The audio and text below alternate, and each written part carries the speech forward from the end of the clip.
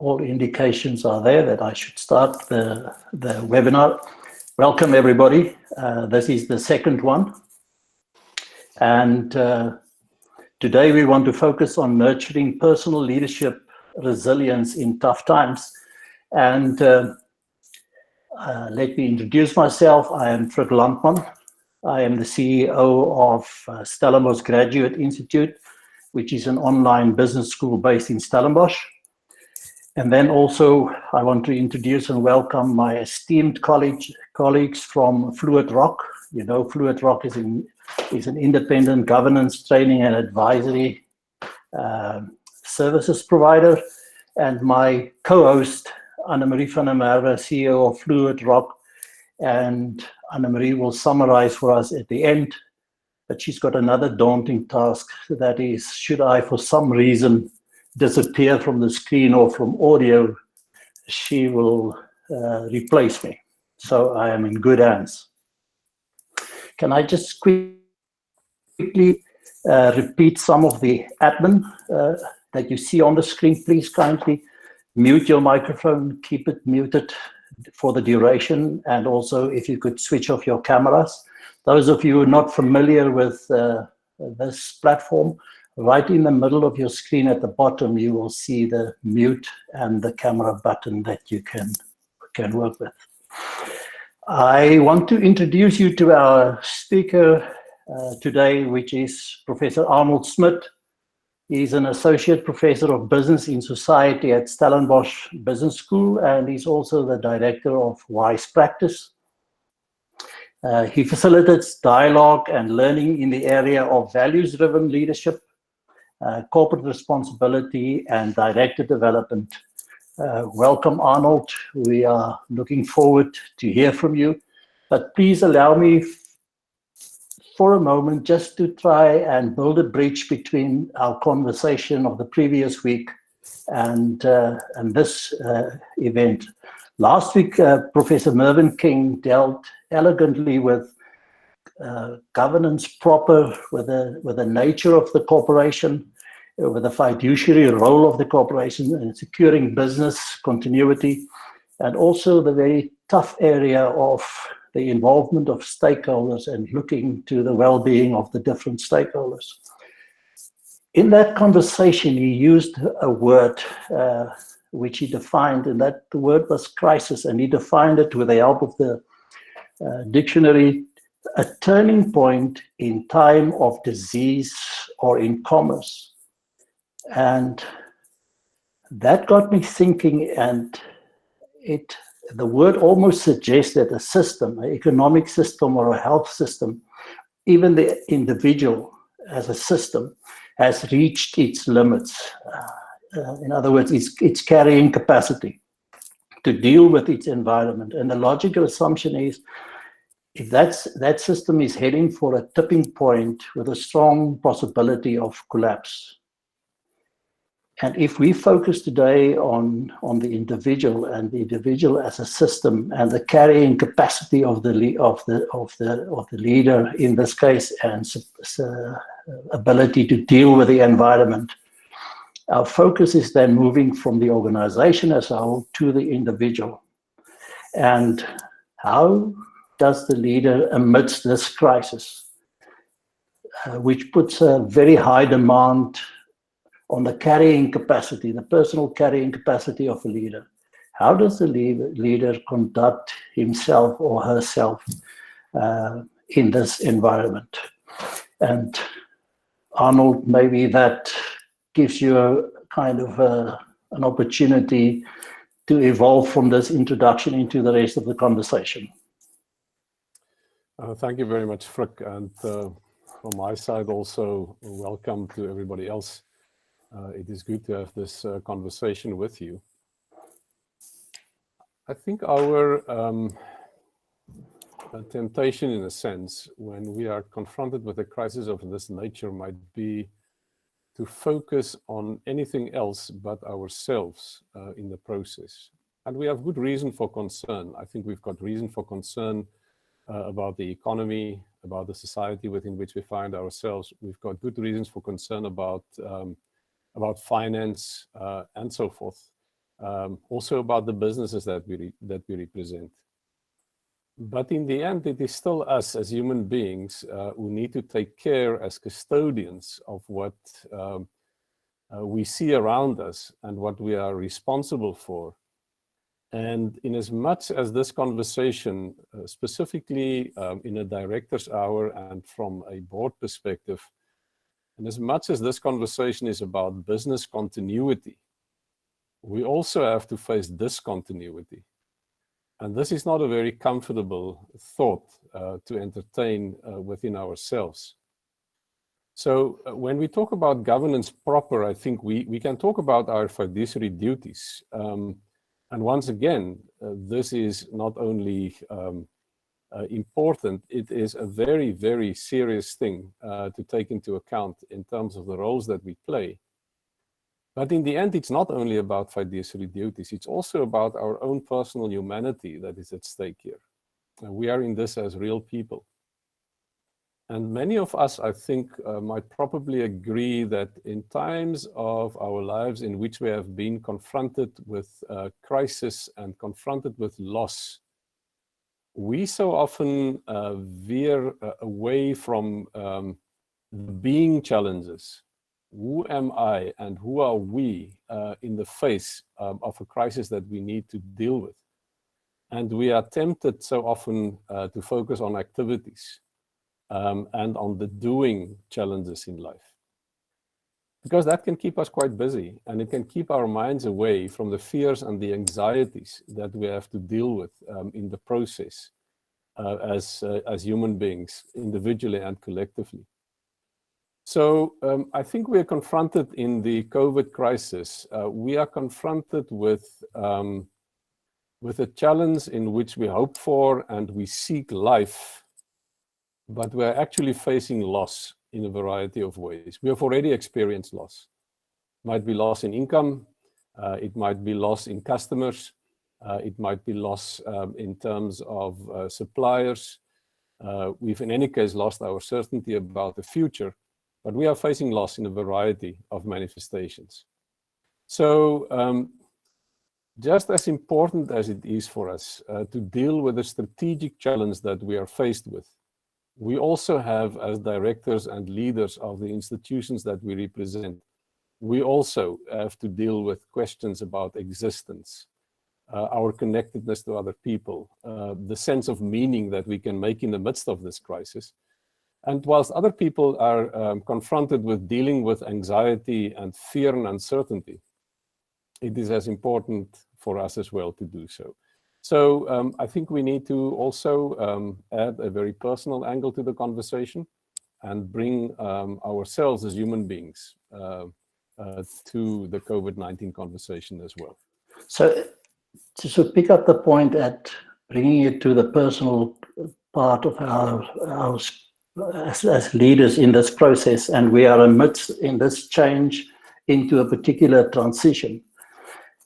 How do we deal with this in particular? And I want to tap in, as agreed with you, I want to tap into two sets of insights that you have gained over time. And the first one is a set of insights that you have gained after you have spoken to about 15 corporate leaders from listed companies in a period in South Africa where we also had much to deal with. Would you mind sharing with us the insights that you gained from that and to help us and build our capacity as leaders in this environment? Certainly. If I turn our minds and memories back to the year 2012, the one thing I think that will flare up immediately for us is Marikana. And in that post-Marikana period that was followed by farm worker strikes, we might also remember the closing of the N1 in the Dorans, in the Exeter Valley, the countrywide service delivery protests. People have lost their lives in that period. It was really a bumpy and a confused period in our own recent history. Afterwards, we had to deal with similar challenges, but I think we had a kind of a concentrated experience of that. I had the opportunity then to be involved in a research process where we were talking with about 15 of South Africa's very kind of leading companies with deep histories and a wide influence, most of them listed. We had about 45 interviews, and I would like to focus on the interviews that we had with the 15 CEOs. So as much as we were interested in terms of their views on the future, there was an underlying kind of a narrative in what they shared with us. And in hindsight, when we started to analyze these interviews, there was a common theme that stood out in all of these stories. We were dealing with leaders who were confronted with leading their organizations in the midst of change and transition. Pretty much what you have referred to as a crisis time, or the characteristics of a crisis time. Now, I just want to alter a little bit and just focus on the kind of interplay of these two words. Why do we talk about change and transition together? Is it not just only the one and not the other? Can the one stand in for the other in a sense? And I'm reminded here about the work of William Bridges, who did quite a lot of work on this phenomenon. And what Bridges was saying, that change is the inevitable. This is what is contextually happening around us. That which we cannot change in any case, that which we have to take and work with as it comes.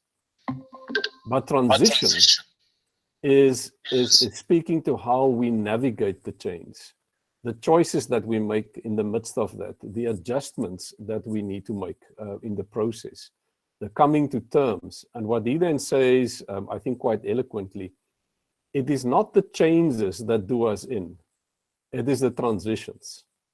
Because this is where we're being faced with the meaning-making aspect of what is happening around us. The second thing that then came out of the research was that in this zone of change and transition that these leaders to take their organizations through in that tumultuous time in our recent past was also that they had to learn new things about the world in which they were embedded in. They also had to learn new things about relationships.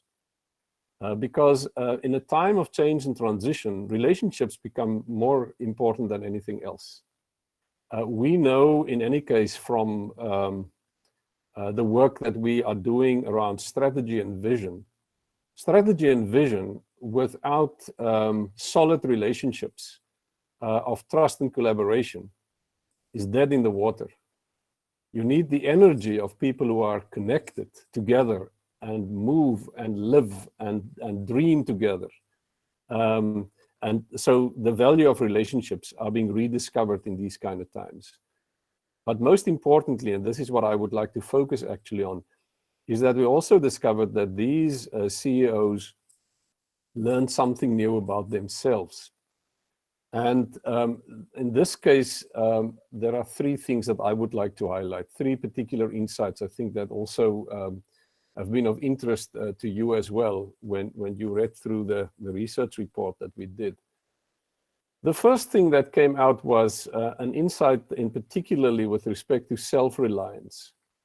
And what do we say with self-reliance is that we focus on the importance of knowing in the midst of a crisis and transition period, knowing who you are in the midst of the change and transition, how you can be fully authentic in terms of the values that you subscribe to, the actions that you take, the behaviors that you live, how you behave amidst others, and particularly so in such a time, whether you are able, from a position of authenticity, to offer moral guidance to other people through the decisions that you make and the way in which you give direction. And we will know that giving direction, exercising control, taking custodianship for a company is a very important part of a director's and executive's duty. So that was the first thing. The second was a new understanding of what responsibility means. Responsibility is a relational term. Before it is anything else. Because we can only talk about responsibility in the context of living and working together with others. It only makes sense in a relational environment. But responsibility in the sense that we mean it here is not just only taking responsibility for yourself and what you have to do, but it is about developing a broad vision of the impact of decisions and behaviors on other people, to be sensitive to what is happening out there, and to be sensitive about the social context within which you find yourself, and to be sensitive for the needs and the interest of your stakeholders, and to be mindful of the impact that you make. So what I think occurred for them was a broadening of the understanding of what responsibility means in a difficult time. The last thing, and something that I think is not often spoken about for a variety of good and bad reasons, what they discovered, and in hindsight, when we read through the narratives of the interviews, connected with spirituality. Spirituality not necessarily in the religious sense of the word, but spirituality does point to the sense of having a higher purpose in life, of what it means to make a difference in the lives of other people, and also what it means to nurture the most important relationships around you that you depend upon, also for your own well-being. Spirituality also means, and I think this is what you have also referred to right in the beginning, what came out of last week's webinar, specifically in terms of what Professor Mervyn King highlighted. In spirituality also comes through a deeper sense of connectedness to nature and community. So from a very deep personal sense of meaning and connectedness with yourself, and awareness and mindfulness about who you are and where you fit, and what you believe in and what you strive for, also then out of that came the capacity to connect with nature and the capacity to connect with others. And therefore also the capacity to connect with the pain in the world around you. Now, when I pull this together and I think about COVID-19 in particular, I think what the crisis is doing to us is that it is, in a sense, it is stripping away much of the external scaffolding that we have become so used to rely on in normal times, when things are going smooth. And COVID-19, in stripping this scaffolding, and I mean, this scaffolding exists for good reasons, and it's not that we down-talk this, but by stripping this away, in terms of the certainties that it offers to us, it puts us in a space of radical personal vulnerability and makes us also interdependent, or aware of how interdependent we are actually on other people. So under normal circumstances, we would have to deal with these challenges in our stride, but in the kind of zone in which we find ourselves at the moment, in this zone of change and transition, we need a solid reserve of what I would call resilience. And that resilience is built on self-reliance, on a broader sense of responsibility, and also on our own personal spirituality. So I think this is what kind of sums up for me the discoveries that we've made out of that very difficult time. And I think that there's a lot to learn from how that can serve us in another crisis that we are confronted with again. No, thank you for that. And from what you've shared now, a number of things pop up which we wouldn't have time to deal with, especially the concept of trust in these relationships and how do you build trust in this environment. But given the area that we focus on, and to get a bit more practical, how do you build personal reliance? From your experience and from what you have learned, how do you build this personal resilience as a leader? I think there are very practical things that come up. More lately, I think we are also discovering more and more about how important very practical and ordinary things in life that might be. In such a time, it is, I think, an important thing to realize the importance of mindfulness, to be connected with your inner self, and also to master practices that can help you to do that. And we do it in a variety of things, a variety of ways. I think it's important to read, but not just read about facts, but also read about meaning and meaning making, about the meaning of life, the meaning of loss, and so forth. And there are lots of material that we can read in this regard. It is interesting how one would have seen how Viktor Frankl's work about meaning is popping up again. And so many years after the Second World War, it's becoming important again for people to revisit and read that.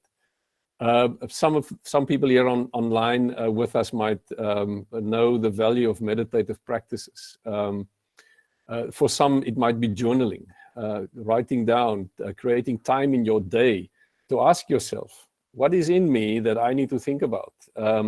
What is it that I feel about what is happening around me? And write that down and create, in a sense, an inventory over time of these thoughts and feelings that we have to deal with. Exercise is important to take care of your body. Diet and sleep is important. And I also think what is important now, even in a time of isolation, is to maintain having meaningful and mentoring conversations with other people. I've made a practice over the last week or two to every now and then just reach out to somebody, make a phone call, and say up front, I'm not calling you about work today. I'm calling you about you. And I want to know, how are you? And how are the people around you?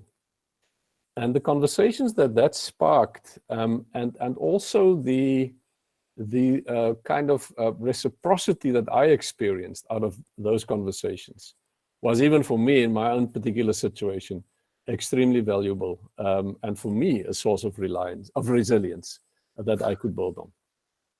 Arnold, one of the members of the audience is asking a very relevant question in the midst of our conversation here. And it's the whole notion of Stephen Covey speaking of an emotional bank account. So now is the time that we actually do and make withdrawals from the emotional bank account that we have with other people. But the challenge is also this, that if you did not build that emotional bank account beforehand, and now you are amidst this crisis, how do you withdraw from that empty account? Yeah, interesting question. And I think it's a bit of a back to basics approach that we have to follow. My advice in this particular case would be to start doing these kind of practical things. Look for something that you could read that nurtures the mind. Something that connects with the questions that you have at this point in time. It might be that it would require a bit of discipline and a bit of effort. Make, in a world that is full of noise at the moment, and in which we are news hunger about what's the state of affairs, specifically with the crisis itself and so forth. Make a point of create also for yourself spaces where you can be quiet and think and reflect, even if that means getting up a little bit earlier in the morning, whilst the rest of the household might still be asleep. If there is somewhere in your network a mentor or a trusted somebody else that you can connect with and reach out to, and just address a question or two that might be bothering you, even that, I think, would be good to kickstart these kind of practices again, and try at least to start filling up that emotional bank account again. It is a time, I think, for rediscovering meaning, but meaning will not come to us all of itself. We sometimes need to make a bit of an effort in order to rediscover it. Thank you, Arnold. For those who have just joined us, I see on the screen some people have joined us, new people. We are busy in this conversation about leadership, resilience in tough times. And we are talking to Professor Arnold Smit from Stellenbosch Business School. And we have just tapped into some insights from research that he has done with resilience, and having spoken to 15 corporate leaders of listed companies. Arnold, to continue the conversation from resilience, maybe get to a conclusion on this part of the insights. How do we, and I don't know if this is only the responsibility of the chair of the board or every board member, but how does the board collectively become more resilient, build their resilience? And almost as an extension of that, how can the board contribute to organizational resilience, especially now when we say in a crisis, a system, which is a company or an individual, has reached the limits of its capacity and it has to think and act differently and it has to tap in other capacities. How would a board do that? Yeah. I think it's important that we do not just view a board as an organizational structure, but also as a subsystem within a larger human community, and that a board also then present to one another as a human community. And human communities are being kept together, and they are being kept together in terms of their resilience and in terms of their ability to respond collectively and appropriately. They're connected by means of values. And we can perhaps later on, we can extend a little bit further on which values are we talking about and what these values mean. But maybe just as a point in time to quickly say that the values that I love to work with are the values of honesty, respect, responsibility, fairness, and compassion as the 5 kind of global values that all cultures across the world subscribe to and buying into. So a board is a human community, like other human communities, although with a very specific function. But alignment on values as kind of the glue that keep us together in how we function together is a very good starting point. And a board who find themselves to be aligned on these values and agree on what they mean already have a very good start to work with. But then also, and that connects with what I've said a little bit earlier, that strategy and direction, these things are important because it helps us to know where we are going to, what we try to head for, and the vision that we would like to pursue. It is also important that we need to be able to tap into the quality of the relationships. On the one hand, defined by the values, but on the other hand, simply defined by the fact that we are human beings who are connected to each other, and therefore, instead of just only be business-minded and strategy-minded and operationally inclined, we need also to learn how to show care and interest. And also compassionate relationships and conversations, how we could build them. And we all possess of those qualities. We bring that in the boardroom, but sometimes the agenda is so overpowering and so instrumentally orientated that we miss these opportunities. I think it is a time now that as we engage with our work, we engage with one another also at the same time, and maybe even first before we engage with the work that we have on the table. And then in reaching out to the organization, it's pretty much the same. Yes, we are concerned about business continuity. We are concerned about the productiveness of management. We are concerned about the fact whether all systems are working as appropriately as they can under the circumstances. But this is also a time for reaching out and being in touch with the well-being of management and the well-being of the rest of the company. These are human people with families that they are concerned about, with customers that they need to serve, with suppliers that they need to face. with employees that might have very specific concerns around health, around living, around survival, and so on. So reach out with a human touch. And the one thing that I'd also would like to add in terms of caring for the company is the importance of integrity and transparency. You need to be trusted in terms of the information that you share, and there has to be integrity also in terms of personal alignment with the values that we subscribe to. So listen, mentor, be attentive to the stories, be patient, work with the questions that people might have.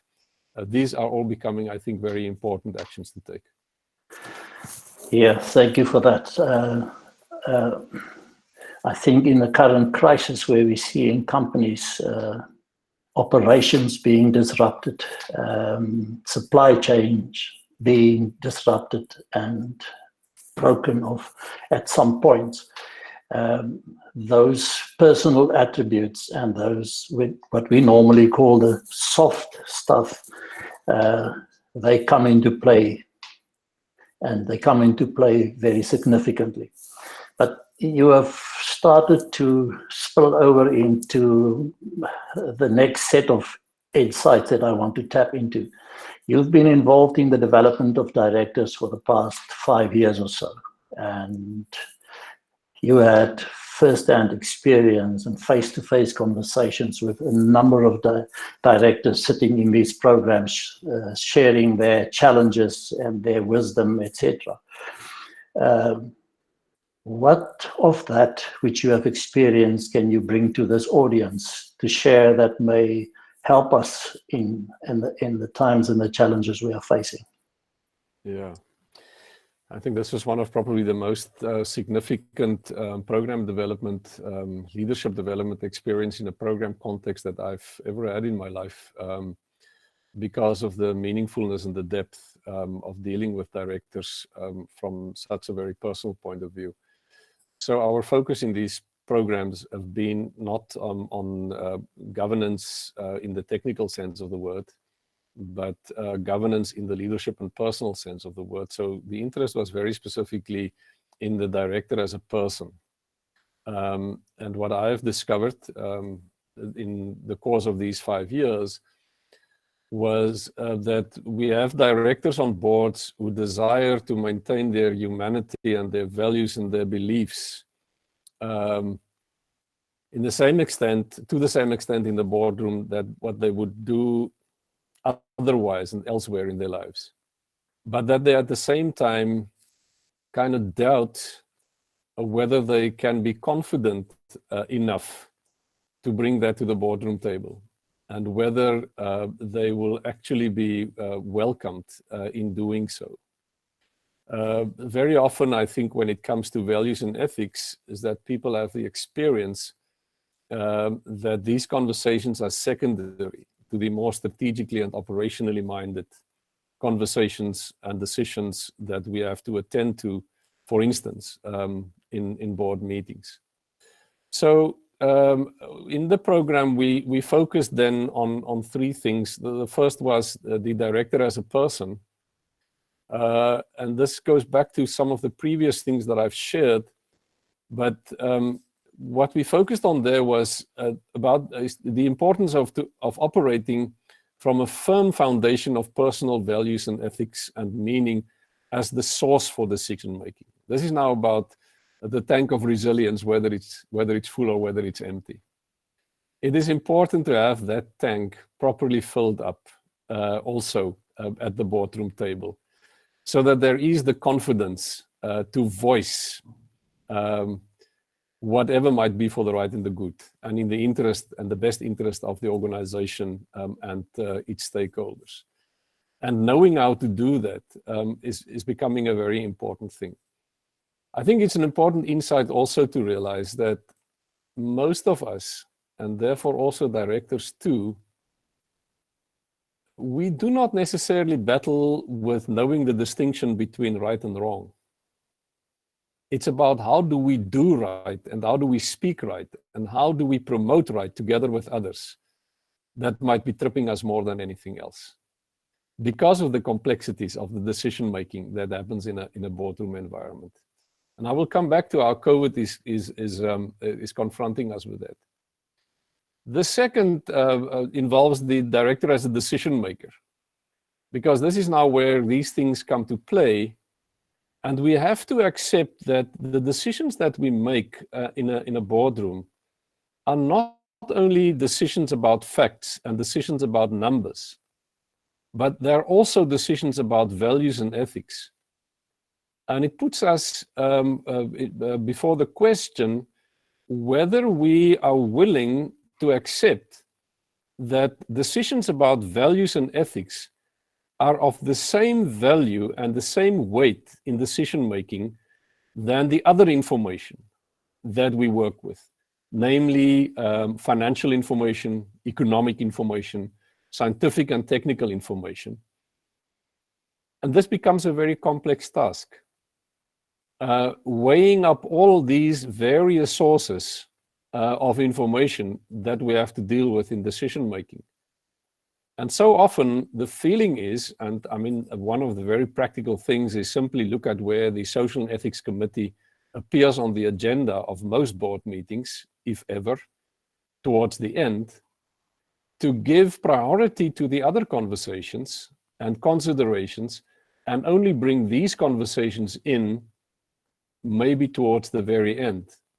And you can't have the one without the other. You can't prioritize the one over the other. You have to keep them in tension. You have to keep them in balance. And yes, it is so that the values-based conversation is sometimes slowing the decision-making down. It put brakes on it. But you have also referred when you introduced this part of the conversation, you have also introduced the risk of doing so. And we can go and we can have a look at most of the corporate scandals that we have been working with over the last few years. Somewhere along the line, somebody wanted to put up the hand and raise a values-based and ethical flag, and that was suppressed. And the cost in terms of reputation and the cost in terms of economic value and share price on the other side of suppressing that is just enormous. The last thing is then to say that we would also focus in this training, also focus on the director as a fellow board member, because boards are composed of a diverse group of people. The decision-making space in a board environment is just as much a structured space as it is a relational and an emotional space. We deal in our boards in terms of their composition and how they operate. We deal with majorities and minorities. We deal with dominant kind of sentiments. And then the minority voice, the small voice that is so often suppressed. And that voice might be coming from the lone female, the single youngster, the person from a different race of a different culture. And that when that gets suppressed, it robs us from the collective wisdom that we need in terms of the decision-making that we have to do. So be careful and listen well to those voices from the margins, because this is where exceptional wisdom sometimes seems to be coming from. So, and this could lead maybe, I think, to another conversation. When we are confronted with the COVID crisis as we are confronted with it at the moment, we are going to be confronted with numerous ethical dilemmas, more than what we might have expected. This is a time for being ethically exceptionally alert. And also, this is going to be a time of loss and grief. And that spills over into the boardroom, and we need to be alert for that. And we can, I think, expect an increase in conflict in our boardrooms because the stakes are so high in terms of the decisions that need to be made. And once again, I think it puts us back to where we have started this conversation. Do I have the necessary self-reliance and sense of responsibility and spiritual wellness from a resilience perspective? Do I have enough in the tank in order to deal with that when it comes about? Yeah, I think that is extremely important, and I think those challenges are going to increase in number. I almost have a sense also, Arnold, when you spoke now, that when one receives the board back and you prepare, that your preparation should be more than just that which you see on paper in front of you, and bringing in the whole values and the ethos with which you have to participate and prepare for in that board meeting. But, and this may be an unfair question, but if you are in a board and you find yourself almost as a lone voice, given from the value set that you're coming from, how do you participate? How do you muster up that courage in a space like that? So the one thing I think you've already touched on, and that is that when we read a board pack, we should not only just read it with an information-seeking mindset. In terms of contents and knowledge, we should also read it from a whole person perspective. Bring your whole person to what you read and what you're confronted with in terms of information, so that the connection between not only what you know in terms of knowledge and what you can in terms of skill, but also the values that you bring become part of your filters in terms of how you evaluate information. Now, once we're there, the question is then, how do we step over the line in terms of making a conversation, a valuable conversation of that in a meeting environment? The one thing that I would advise on and suggest is, if you are going to take the moral high ground over and against your fellow board members, you're going to lose it from the beginning. So in other words, be careful for a conversation that starts with, this is unethical, this is against my values, I don't want to have anything to do with this, I am going to disassociate from this, because this is not helpful. It's not helpful to yourself, it's not helpful to the board, it's not helpful to the organization and its stakeholder communities that it has to serve. Prepare with good information in mind. Confront with the facts on the table. Ask questions about, how does this align with who we are, what we represent, the purpose that we are built for? How does this sit with comparative information that we might have from the marketplace? We do have a set of values and we do have a corporate code. Is it possible that this can help us to make progress with respect to the discussion of this particular point? So there are levers that we can use, but it requires careful preparation. And so often I think you will find that once you take the courage to step over the line with a sensible conversation that is seriously and honestly interested in bringing the board into a meaning-making conversation, other people would probably say, thank you for asking, because I wanted to do so as well. Thank you, Arnold. I just had a technical challenge here. The mouse didn't work, so I had to refer to the keyboard to get myself into the conversation again, but I'm in.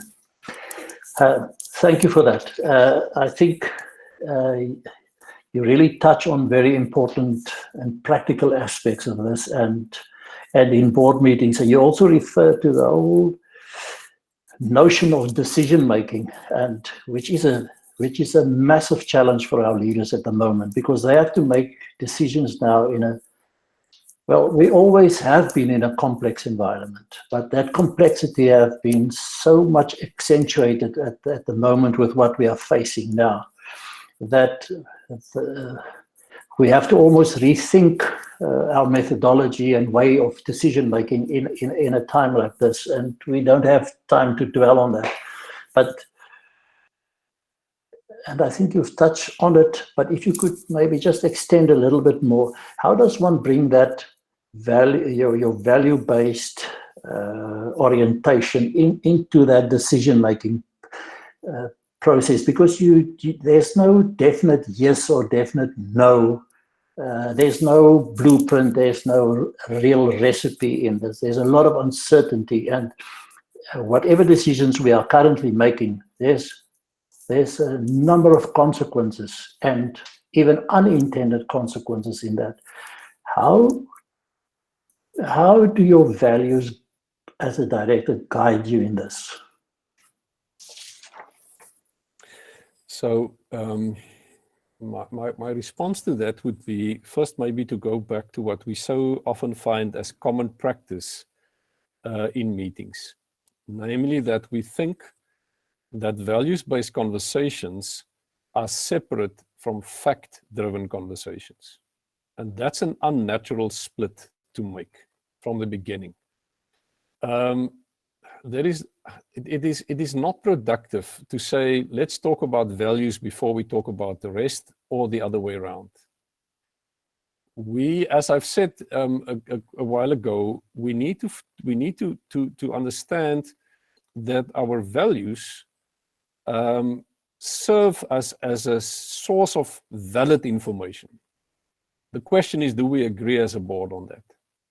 And therefore, when we do make decisions about procurement, or when we do make decisions about remuneration, or where we do make decisions about important appointments, or if we have to come to the place where we need to face the inevitable, namely to lay off people, or to cut ties with a certain set of suppliers, we have to also incorporate at the same time the facts-based side of what we are deciding, as well as what does this tell us about the kind of company and the kind of people that we are, the values that we subscribe to, so that even in the inevitable of a decision with terrible consequences, because we are not going only to face decisions with good consequences, that even if we have to face the balance between bad and bad in terms of the consequences, that we could still say at the end of the day, we've done this as human beings, and we've done this in a way that was values informed. And this is where these 5 values that I've highlighted a little while before serve us so well. What does it mean to be honest? Dealing with the right information and sharing that with integrity, and be transparent about what we decide and why we do so. How do we, also in the face of bad news and decisions with terrible consequences, still do that with respect for those that it will have an impact upon, and go through our conversations with the mutual respect that we owe one another in a board setting where we need to do, or we need to make these kind of conversations? How do we take care of responsibility? And responsibility is about seeing the impact on a broad scale, foreseeing the consequences that will follow out of what we are going to decide and do on the basis of what we have to weigh in front of us. Fairness. Fairness is a big thing in the midst of the COVID crisis at the moment. What kind of impact will what kind of decision have on which stakeholder that might be impacted by it? And we need to talk through those fairness issues. And then in the end, compassion. How do we maintain our humanity, even when good news when bad news need to be dealt with? How do we share that bad news, but still in such a way that it is not impersonal, that we don't lose our humanity, and that people might still feel at the end of the day, this was inevitable, but in the end we have retained dignity and respect and relationships that we probably can rebuild again post the crisis time. So the values, I think, also support us in the how that we go about and that we execute our decisions. And therefore, my preference is always to say, beware of the split between dealing with facts and then with values as if a special category, but apply the values whilst we are dealing with and making decisions about the more factual and measurable things. Arnold, thank you. I think we are starting to reach the end of our time agreed with our audience. Before I give you the opportunity to have the last word, I want to fall back to my colleague, Annemarie van der Merwe, just to summarize for us what happened here. And then after that, I will give the last word to you. Thank you, Frick, and thank you, Arnold, for really very insightful, really value-adding conversation and some very profound content there for all of us to chew on, a little bit. I was thinking while you were talking, we often forget, that our organizations as legal, persons do not have their own mind and soul. You need the leadership of an organization to give that organization, which has an existence in its own right, a mind and a soul. And that mind and soul, being the leadership, being the board, is the controlling, what we would say in law, the controlling mind. But again, as Arnold has explained, it is a group of individuals. It's human beings coming together. And often human beings with very different paradigms and dynamics, and strengths and weaknesses. And having a common vision, having a common North Star becomes so critical. And I think Arnold touched, on the issue around values. There's an article that was written, in fact, it's just a summary of a study done by the equivalent of the Institute of Directors in the US, called Culture as a Corporate Asset. And it asks a very important question. It asks the question, do your values stop in the elevator or in reception? So to what extent do you as an organization, do you live your values? Arnold, in your article that you wrote, you made a point which really stood out to me as well, as part of being an authentic leader.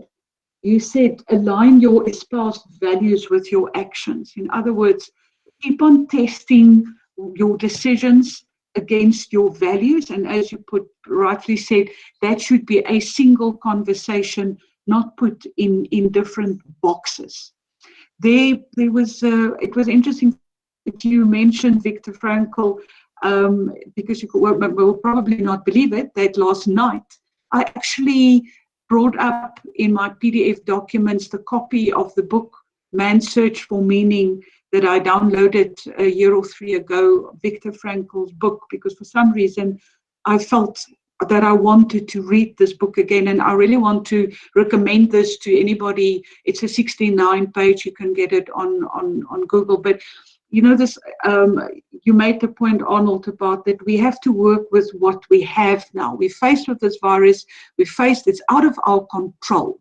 We do not have control over it. What we do have control over is how we respond to our environment. And I want to just quote for you what Victor wrote from his experiences in as many people may know, he was a Jewish psychiatrist that ended up in the concentration camps in the World War. But so he writes the following. He says, the experiences of camp life show that man does have a choice of action. There were enough examples, often of a heroic nature, which proved that apathy could be overcome, irritability suppressed. We who lived in concentration camps can remember the men who walked through the huts, comforting others, giving away their last piece of bread. They may have been few in number, but they offer sufficient proof that everything can be taken from a man but one thing, the last of the human freedoms, and that is to choose one's attitude in any given set of circumstances to choose one's own way. And if I come back to the question in closing from my side as well, that was posed by Rizal, and I hope I'm pronouncing her name correctly. Rizal, a crisis brings out the real leaders. And, I sensed in the question that you asked the concern about the possibility that some of your leaders may not have the values or may not have that foundation of strong values and potentially the EQ required. And you were asking how you can support them. But I think it's time for real leaders to stand up, because the reality as well is I need to be an authentic leader. People are not going to trust me if yesterday I was driven by my own set of agendas and greeds and whatever, and today all of a sudden I care about the people. Trust is earned, and it will take time for people to be trusted, but I think you, the co-leaders, can actually step up, because at the end of the day, you being a leader is not dependent on your title, but actually on your position of influence. So, Frick, with those words, I'd like to hand back to you and say again thank you to you and Arnold for taking us through this very important topic. Thank you, Anne-Marie, and thank you for sharing also your insights there. It's great. Arnold, thank you for having been with us. I'm going to give you the last word on this. You have realized from all these conversations that as leaders, we are in this constant battle between mediocrity and greatness. And this is challenged, heavily challenged in a crisis like this. And thank you for having shared that with us. And we await your last word on this. Thank you, Frick. Before I give that last word, I realized that as the conversation evolved, that we were not able to attend to all the comments that came through. I would like you to send all of that to me, download it. I will respond to what I can, and we can, if this is possible, make it available together with the notes that I've shared today, make it available to all the participants in a way that is meaningful and sensible, so we can do so.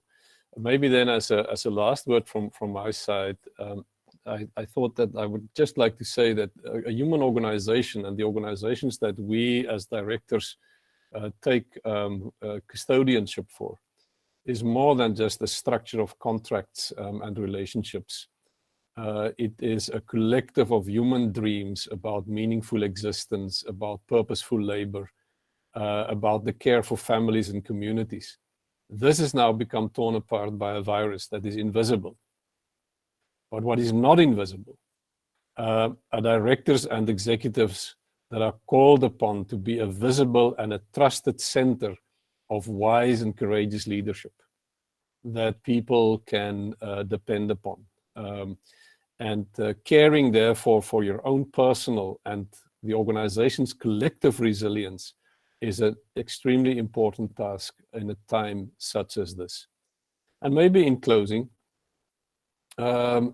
we have a long weekend coming up. It's Easter weekend. And in the Christian tradition, this is a time in which the two things, loss and life and grief and joy, come and live very, very closely together in the same space. I also realize that the directors that I've worked with are all deeply spiritual people from various faith communities and religious backgrounds. So in holding the tension between loss and life and grief and joy, holding that together, it might be a weekend, I think, lying ahead of us, in which, with the time that we have available, irrespective of how you link into this conversation, might be a time and an opportunity to embrace both of these emotions in order to have more resilience in the tank for the challenge ahead. So I thank you for the participation, and it was great to spend the time with you.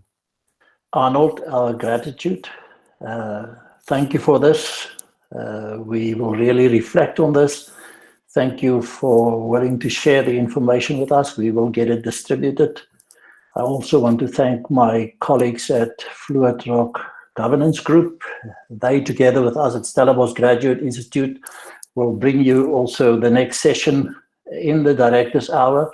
We'll keep you posted when, where, and who will be talking. And I also want to express my thanks to those people that you don't see on the screen that belong to both organizations that are working very hard behind the scenes to make this possible. May you have a good weekend, and may you as leaders find the wisdom and the courage to deal with this crisis and to lead your people to a future that looks very daunting to us. Thank you so much.